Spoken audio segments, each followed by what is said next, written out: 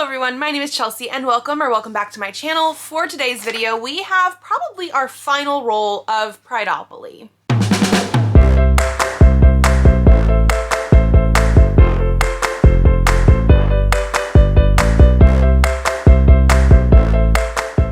So this is a readathon that was created by Beck Loves Books. I will leave her link down below. I think my first video of this was actually the very end of May, because all of June I've been trying to read and do Prideopoly.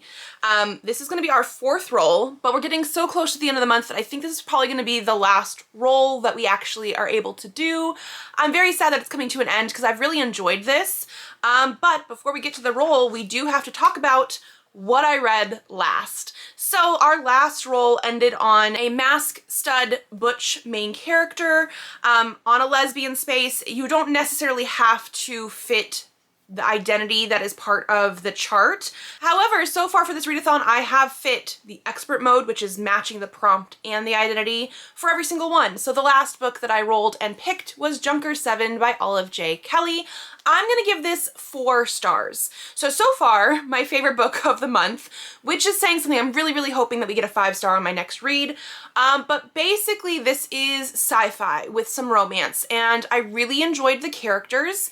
We follow Castor, who is a junker, which is why it's Junker, and then we also have Juno, who is our trans activist that is getting smuggled basically across planets.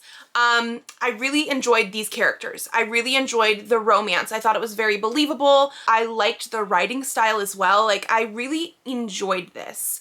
However, the world building I think was solid, but like my biggest issue with this is that when I'm doing sci-fi, especially like far-flung sci-fi, like this book is set over 200 years from now, in a time where humanity is living on multiple different planets, where we have faster than light speed travel, and they are able to travel to many different planets over the course of, I think this book takes place around like 3-ish, maybe 4 weeks. I want my sci-fi to be queer normative. Because you cannot tell me that in the far-flung future, when we're able to work together as a human species and go off to all these other worlds, we are still under a like very right-wing president. And in this world, it's like one major president for the entirety of humanity who is on multiple different planets everywhere. Like, you can't tell me that we are still transphobic and homophobic and cracking down on abortion and things like that. Like, it's just so hard for me to wrap my head around. Like, I'm not going into sci-fi for that.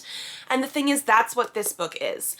I do think the way that the author set up the world building, it makes sense for them.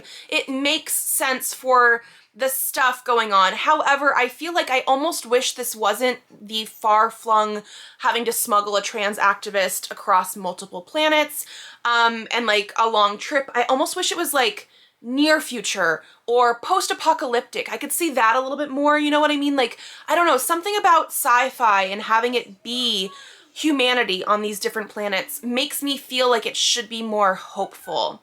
And it's not. The trans activist we have here, Juno, is literally, she's trans, but her activism is because of the oppression of trans and LGBTQ people. I was going into this more so thinking that she was trans and it was just part of her identity and she was maybe an activist for something else, but no. The trans part is part of the activism. So there are some very tough topics in here. There is like war and death and the phobias. Like, they don't necessarily have hate speech as much, but we do have instances of people obviously not liking people being trans or non-binary.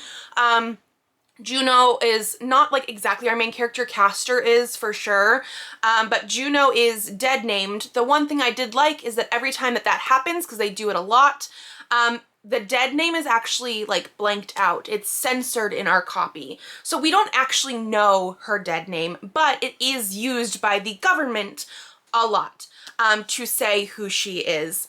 And so it's just like one of those things where like I was wanting it to be more hopeful. Like, I understand what it was, and like for the execution of it, it was very well done. The only other nitpick thing I have with this is that if you are smuggling somebody who is wanted dead or alive, literally dead or alive, why do they have super identifiable green hair and apparently makeup? And she does it the same way every single time, even when you are supposed to be hiding on planets or refueling stations to fuel up. Why are you still calling her by Juno? Why do we not have code names? Like, these characters, I think this is supposed to be like a new adult book. These characters are in their like 19, 20-ish age. So yes, they're young, but like if you are on the run and you're supposed to be on the run for like 3 weeks and you're potentially going through very, very right-wing space and planets, why are we not trying to hide better? Like, that was getting on my nerves. And again, I really enjoyed this. I think it's a duology because there is a sequel. And the way it ends does leave it open. So like, I would definitely want to continue. Like, I need to know what's gonna happen. But at the same time, like, why were we not being smart about it? Like, it got on my nerves so, so much because of that. But like, besides that and the fact that I want my sci-fi to be queer normative, and obviously it wasn't going to be in here, I really did enjoy this. I liked the writing style. I love the fact that we have lots of different representation in here. Our main character of Castor is also autistic and has prosthetics. So like, we have all of that kind of stuff going on. Like, this was something I wanted to give 5 stars, but at the same time, there was a few things, you know, but like, overall, very, very happy with this. So what that means is we are now going to be flipping the camera down so that we can see the board. And we're going to be rolling for potentially our last read of the month. Probably definitely our last roll. Let's see. Okay, so here's our board here. We last landed, like I said, right here on the Mask Stud Butch space with our little ghosty that we've been using the whole time. So we're going to put it here. I also have our dice. Preemptively rolling, apparently. I have no idea what we are going to land on. So let's see, because this is probably going to be, like I said, our last book of the month. 6. 1, 2, 3, 4, 5, 6. An ace book wrecked by a friend. Okay. I'm sure most of the ace books I have been wrecked by other booktube friends at some point or another, so let me take a look.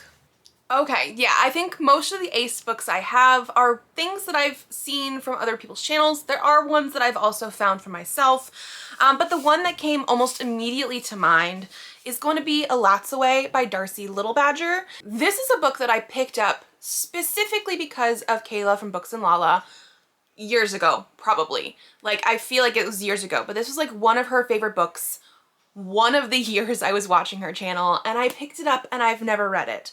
From my understanding, our main character is Alatsaway. She can see ghosts in some way. I'm not entirely sure, but I'm pretty sure she is asexual and aromantic, and so that I think definitely fits. It's a very, very gorgeous book because it has like dogs or ghost dogs or something underneath. We also have like some deckled edges and stuff. This is going to be a YA, which I have not read a YA at all this month, I don't think. I'm not reading YA as much as I used to. However, I probably should get around to this. I've had it for years, and so I feel like this is going to be fitting the prompt the best. And so that is what I'm going to be finishing off Prideopoly with, Alatsaway by Darcy Little Badger. I'm very excited. I knew if I was going to get around to this ace section, I was probably going to pick up something like this. And so, yeah, it's very fitting. I feel like this is the best option I could pick.